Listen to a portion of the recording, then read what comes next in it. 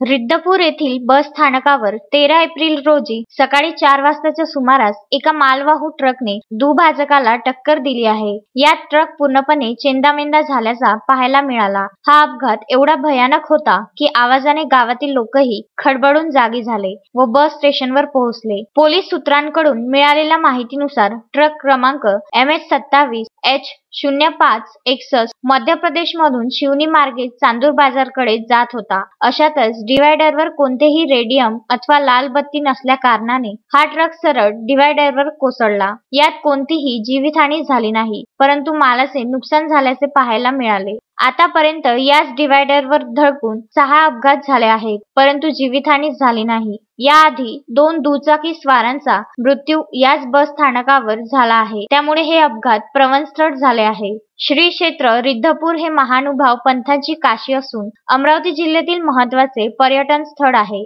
येथे अनेक लोक दर्शनाकरिता, पर्यटनाकरिता ये-जा करीत असतात. याच गावाच्या विकासाकरिता तीर्थक्षेत्र विकास कृती आराखडा मंजूर झाला. करोडो रुपयांची कामे सुरू आहेत, परंतु ग्रामपंचायतच्या गलथान कारभारामुळे आतापर्यंत बस स्थानकाची सुविधा होऊ शकली नाही. जिल्हाधिकारी शैलेश नवाल यांनी स्वतः या स्थानकावर भेट दिली आहे आणि चौपदरीकरणावरून अनेक सूचनाही केल्या आहेत, परंतु स्थानिक राजकारण विकास रोखून आहे. NHI कंपनीकडून हायमास्ट लाईट दुभाजकाच्या मधोमध न लावता रस्त्याच्या बाजूला लावले. मागील महिन्यात याच लाईटला ट्रक धडकला होता.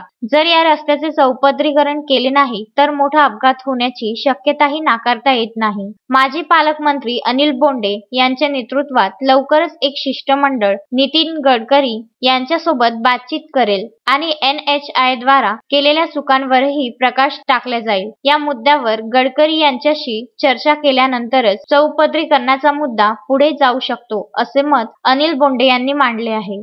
या संदर्भात श्री गोविंद प्रभू तीर्थस्थान सेवा समितीचे सचिव राजेंद्र वाईनदेशकर आणि दक्षता समितीचे अध्यक्ष प्रमोद हरणे लवकरच स्वतः दिल्लीत जाऊन नितीन गडकरी यांच्याशी भेट घेतील. एजाज खान, विदर्भ न्यूज, रिद्धपूर.